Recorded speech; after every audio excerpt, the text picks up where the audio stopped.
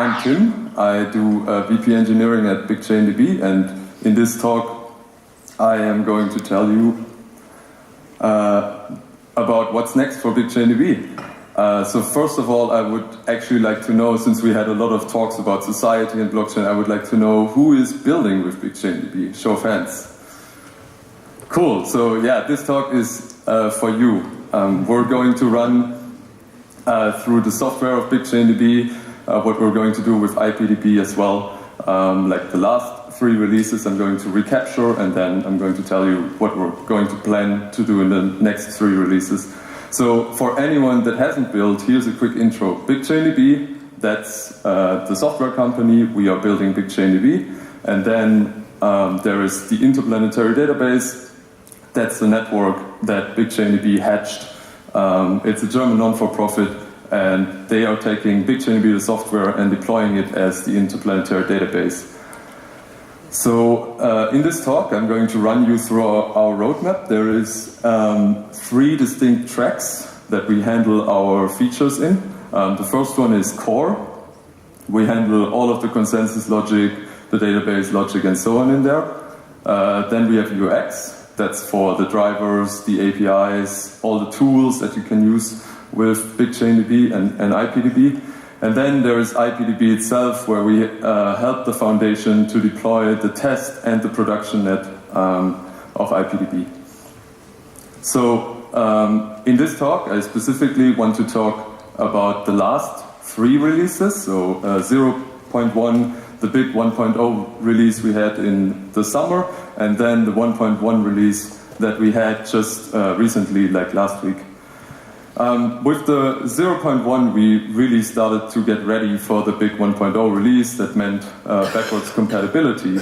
And so we cleaned up our APIs, we cleaned up the transaction model to kind of like get that all done before we released the 1.0. And we then also shipped a new endpoint. We had an HTTP API before that would allow you to, read transactions from BigchainDB, but we also wanted to have an API that allows you to listen to BigchainDB clusters. So that's the WebSocket API. You can basically listen for events in the cluster. In this case, you can listen for all the valid transactions of BigchainDB. We have shipped another feature actually related to this API in our last release. I'm going to go over that later. And then in Q2, we also sent out the first invites to the IPDB test network. The 1.0 release was all themed around backwards compatibility and about the correctness of the system. So we went from the HTTP API all the way through the multiprocessing part of BigchainDB, the validation of the transaction, up to the point where a transaction either gets discarded or confirmed, and tested all of our assumptions with unit tests and integration tests and so on. Out came, apart from a lot of unit tests, came this document that documented like all of our work. It's called What is a Valid BigchainDB Transaction? And additionally, we released a new endpoint that is the asset search, and that's kind of I think a novelty in terms of ledger technology. Using a text string, you can now search for all of the assets that are created in a create transaction. So I think I tweeted about this yesterday, where I said, here's your decentralized Twitter. You can basically use this endpoint. You can type in 9984 summit, and then if somebody else had sent a transaction on IPDB, it would actually show up. So you can try that if you go to the Get Started page of BigchainDB. And then we also released our second driver, so the JavaScript driver that allows you to create, send, and sign transactions in the browser, but also in Node.js. So for me, as a former front-end developer, this is kind of a big deal, because it means in the browser you now have a file system, a database, and all the business logic, the processing, the payments, and everything. So you have file system with IPFS.js, you have the database with BigchainDB.js, and with Web3.js you have the processing, the payments, and so on, smart contracts. So basically, you can go to your backend developer and you can say, that we're going to put like all of the code in our front end now, or at least for some use cases you can do that, right? Yeah, and then last week, under the theme of making BigchainDB more decentralized, secure, and scalable, we released our first backwards compatible release, the 1.1. And our focus there was really, like in the last 3 months, was really to come up with a new architecture. The problem being that we have that the MongoDB replication protocol is currently taking care of ordering the transactions.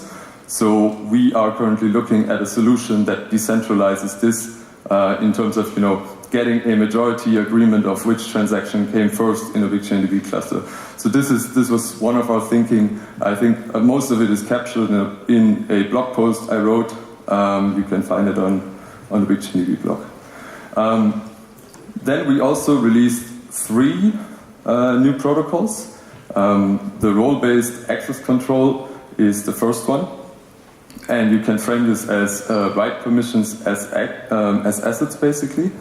So it allows you to define kind of in an object-oriented manner types, namespaces, the instances, all as assets in BigchainDB, and then an administrator goes into the system, gives permissions to the individual actors, and when you as a user enter the system, you can only write if the administrator gave you permission.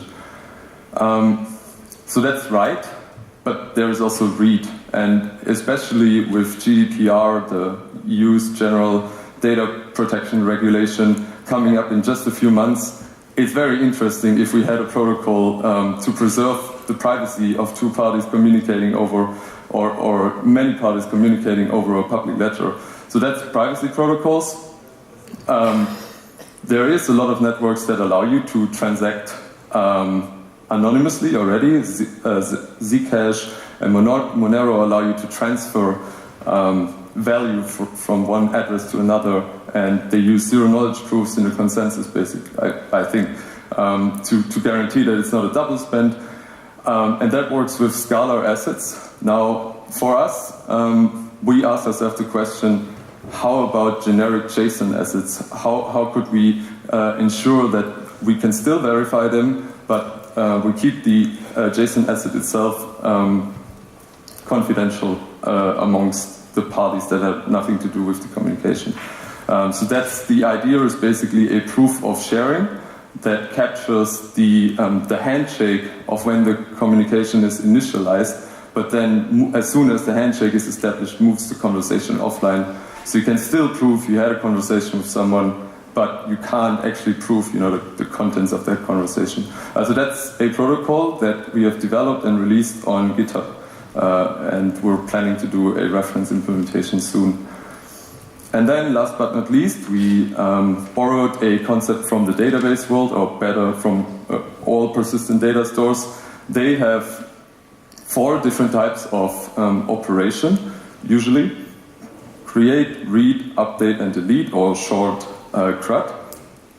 But since they're mutable, and since blockchains are usually immutable, we had to come up kind of with an adjustment of the last 2 operations. So you cannot update a record on BigchainDB or any other blockchain I'm aware of, and you cannot delete a record either. So we replaced update with append, meaning that you start from the create transaction, then append consecutive transactions, and the delete, we said you have the asset under your public key, so how about you just send it to a public key or a locking script that can never be spent by anyone in the system. So that's what we call burn.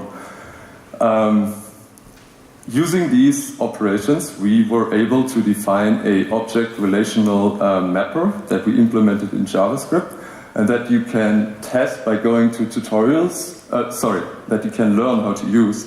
If you go to tutorials.bigchaindb.com/crap, and it will run you through the whole library. It's interactive, and there's even a bit of an Easter egg, so highly recommend checking that out.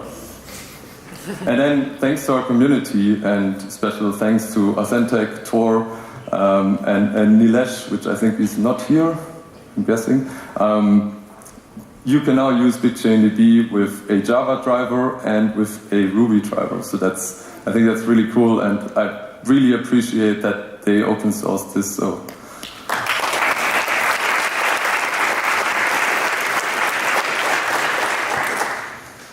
And then we opened up the IPDB test network. So if you go to developers.ipdb.io, you can now create an account.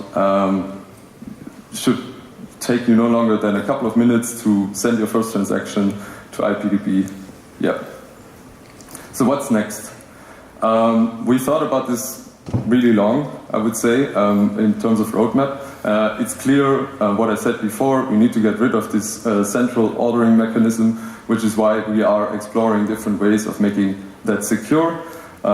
We also want to look into scalability, so we're looking at sharding based on different assets, such that you can have like hierarchical ways of running consensus algorithms. And then we would really like to improve our federated consensus algorithm in that we remove the friction of adding and removing nodes. So the idea is to create kind of a special transaction that allows you to add and remove nodes. On the UX and tools side of things, we are experimenting with token curated registries, or we are going to at least. We're looking at giving you the ability to plug in a BFT consensus algorithm instead of BigchainDBs. And then we're looking, and I think Greg hinted on this already, we're looking at bringing atomic asset swaps into BigchainDB, especially with regard of paying for transaction in IPDB, which is currently done by 3Scale. So kind of the overarching goal of this being to remove that gateway to have an open participation. And then on the IPDB side, we are going to go live with one of our first production customers on the IPDB production net very soon. We're going to add caretakers to the test and production net as soon as we have fixed this central ordering problem. And once we have passed the security audits by probably like Q2, Q3 2018, we're going to roll it fully out, meaning like all caretakers on the IPDB testnet and on the production net. But there's actually more, and I think you've gotten a glimpse of this over this conference. There is one last track that I haven't talked about, and that is that we are engaged in two new networks that are spun up. One of them, George just talked about, the Decentralized Music Society, which we're super excited to be a part of, and the other one being Ocean, the Ocean Network. Trent gave a talk about that yesterday. We are going to go into a POC phase with a leading customer starting next week, and we are looking at releasing a technical white paper for the Ocean by early November, 1st November, something like that, and obviously continuing down that route, right, of implementing the protocol and so on. So that's the roadmap of BigchainDB. Again, it's we're testing architectures right now. We're not fully there yet, I would say. We released these 3 new really cool protocols. We have new drivers, token curated registries, pluggable BFT algorithm, and the 2 networks, and obviously IPDB rolling it out continuously. So I hope I was able to convince you to try it out. If you are new, you can go to ipdb.io/#getstarted and roll through our whole onboarding. You will get explained all of the different details and create a transaction. For everybody else that is already familiar, I hope the tools that I just described are interesting.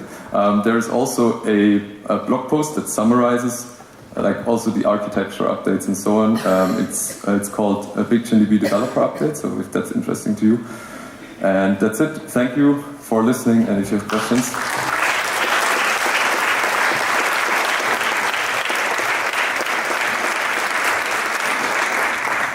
Thank you, Tim.